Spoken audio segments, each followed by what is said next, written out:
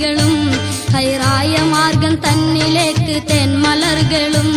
അല്ലാഹുവേ നീ എൻ ദുആ കബൂൽ ചെയ്യണേ അളവറ്റ കാരുണ്യത്തിനാൽ തവക്കുലാക്കണേ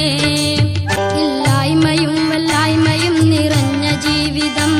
ഇല്ല എനിക്കൊരാളുടെ സഹായഹസ്തവും അല്ലാഹുവേ നീ എൻ ദുആ കബൂൽ ചെയ്യണേ